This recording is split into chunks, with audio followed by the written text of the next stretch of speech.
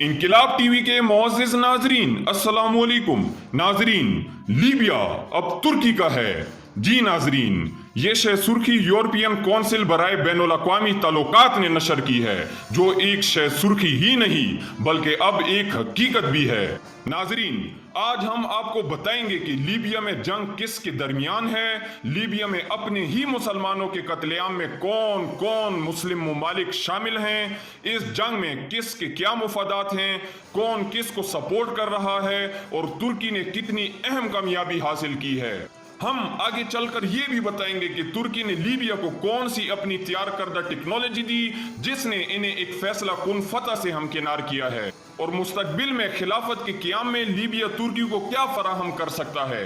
इन सब सवालों के जवाब जानने के लिए हमारे साथ रहिएगा। नाजरीन, एक वक्त था जब लीबिया मुसलमानों के दुख दर्द में सबसे आगे नजर आता था। लीबिया के सदर मोअम्मर कज़ाफ़ी मुसलमानों की सियासी और माशी मदद में पेश नजर आते थे। इसकी एक मिसाल ये है कि लीबिया ने पाकिस्तान की 1971 में इस वक्त माशी मदद की जब पाकिस्तान इंडिया के जंग में माशी तौर पर तबाह हो चुका था। लेकिन आज लीबिया अपने ही मुसलमान मुल्कों के सियासी मुफादात की वजह से खून खून है। इस वक्त लीबिया में दो गवर्नमेंट्स हैं। पहली गवर्नमेंट जीएनए या गवर्नमेंट ऑफ नेशनल एकॉर्ड की तरफ से फैज़ुस सिराज की है, जिसे अक़वाम मुत्तहिदा की सपोर्ट हासिल है, और दूसरी गवर्नमेंट बागी ग्रुप के खलीफा हफ्तार की है। नाजरीन, हम इस सवाल की तरफ आते हैं कि ये जंग आखिर किस किस के दरमियान है। आपको ये जानकर हैरत भी होगी कि खलीफा हफ्तार कौन है। खलीफा हफ्तार 60 की दिहाई में मोअम्मर कज़ाफ़ी की एक करीबी दोस्त और बाद में लीबिया के आर्मी में फील्ड मार्शल रहे। खलीफा हफ्तार को मोअम्मर कज़ाफ़ी ने 80 की दिहाई में चाड में एक मिशन दिया जिसमें नाकामी पर खलीफा हफ्तार और कज़ाफ़ी के दरमियान इख्तिलाफ पैदा हुए और खलीफा हफ्तार अमरीका में जा बसे और अमरीकी शहरियत भी ले ली, जहां वो तकरीबन 20 साल तक मकीन रहे और खलीफा CIA का एक कीमती असासा जाने जाते थे। खलीफा इस वक्त वापस आए जब अरब बहार के नाम से अफ्रीका और मशरिक वस्ता में इनकिलाब आया। इस वक्त वो बागी ग्रुप की क़ियादत कर रहे हैं जिसका नाम लीबियन नेशनल आर्मी है। खलीफा हफ्तार इस वक्त 25,000 सिपाहियों के साथ फैज़ुस सिराज के खिलाफ जंग लड़ रहे हैं। अब हम इस सवाल की तरफ आते हैं कि कौन किसकी मदद कर रहा है। फैज़ुस सिराज को तुर्की, कतर, इटली और अक़वाम मुत्तहिदा की मदद हासिल है, लेकिन दूसरी तरफ रूस, मुत्तहिदा अरब इमारात, फ्रांस, सऊदी अरब और मिस्र मिलकर खलीफा हफ्तार की मदद कर रहे हैं। लेकिन यहाँ ये सवाल पैदा होता है कि किसके क्या मुफादात हैं। ये जानना बहुत अहम है कि लीबिया तेल के ज़खायर से माला माल है और तुर्की वहाँ पर तेल निकालने के हकूक हासिल करना चाहता है। अगर तुर्की अपनी मर्जी की हुकूमत कायम रखने में कामयाब होता है तो तुर्की को दो तरह के फवायद हासिल होंगे। पहली बात तो ये है कि ये तेल तुर्की की मईशत और जंग की सूरत में अस्करी नकलो हमल में काम आएगा। दूसरा ये कि तुर्की को लीबिया के फौजी अड्डे भी मिल जाएंगे जहां से अफ्रीका या अरब में कहीं भी हमला करने में आसानी होगी और लीबिया जंगी लिहाज से एक अहम मुल्क है।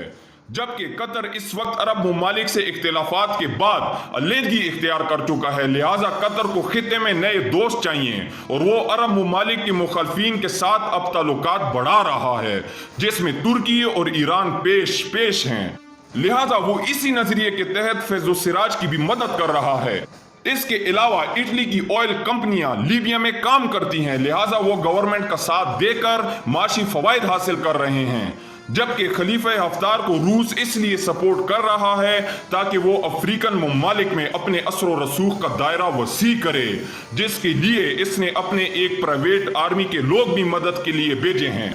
रूस की प्राइवेट आर्मी का नाम वैगन आर ग्रुप है, लेकिन अब रूस ने तुर्की के साथ टेलीफोनिक राब्तों के बाद इनको वापस बुला लिया है, जिससे खलीफा हफ्तार को शदीद नुकसान का सामना है। UAE, सऊदी अरब और मिस्र चाहते हैं कि किसी भी सूरत में तुर्की और कतर का रास्ता रोका जाए। अरब ममालिक दरअसल तुर्की की खिलाफत से खौफजदा है, जिसके लिए वो खलीफा हफ्तार की हर मुमकिन मदद कर रहे हैं, और यही वो ममालिक हैं जो मासूम शहरियों को अपनी जाती मुफाद की खातिर कुर्बान कर रहे हैं। यहाँ तक कि UAE ने रूस की मदद से खलीफा हफ्तार को फिजाई अड्डा कायम करके दिया, लेकिन अब ये फैज़ुस सिराज की गवर्नमेंट के कब्जे में है और खलीफा हफ्तार और इसके हामियों को मुसलसल शिकस्त हो रही है। नाजरीन, इस शिकस्त की वजह तुर्की है। दरअसल तुर्की को जब अमेरिका ने अपने जहाज देने से इनकार कर दिया तो तुर्की ने अपने फिजाई सलाहियतों में इजाफे के लिए दिन रात मेहनत शुरू कर दी, जिसका जिक्र हम पहले भी एक वीडियो में कर चुके हैं। तुर्की ने जदीद तरीन ड्रोन बना लिए हैं। तुर्की ने ये ड्रोन लीबिया में जीएनए की गवर्नमेंट को दिए हैं और ये वो टेक्नोलॉजी थी जो फैसला कुन साबित हुई। जब से लीबिया ने ये ड्रोन हासिल किए हैं, मुसलसल खलीफा हफ्तार को शिकस्त हो रही है। यही वजह है कि अमेरिका के सबसे मारूफ अखबार न्यूयॉर्क टाइम्स ने भी लिखा कि तुर्की लीबिया का किंग मेकर साबित हुआ है, और यूरोपियन काउंसिल ने लिखा कि लीबिया अब तुर्की का है या तुर्की की मलकियत है। तुर्की को इस वक्त मुल्क से बाहर अपनी फौजी अड्डे कायम करने का एक और मौका मिल गया है। इस वक्त तुर्की के सोमालिया और कतर में फौजी अड्डे मौजूद हैं और ये तीसरा मुल्क होगा। नाजरीन, तुर्की जूं जूं इनमें इजाफा करता जाएगा, इसका असर व रसूख बढ़ता जाएगा। लिहाजा तुर्की 2023 के बाद इस काबिल होगा कि वो खिलाफत का दोबारा ऐलान कर सके और मुजाहिमत की सूरत में जंग कर सके। नाजरीन, आप कमेंट्स में अपनी राय का इजहार भी कर सकते हैं और ये भी बता सकते हैं कि आप और किस टॉपिक पर वीडियोस देखना चाहते हैं। वीडियो लाइक नहीं की तो इसे लाइक करें, इनकलाब टीवी को सब्सक्राइब करें और बेल आइकन पर जरूर क्लिक करें ताकि आपको मुस्तकबिल में इस तरह की वीडियोस हमारी मौसूल हो सकें।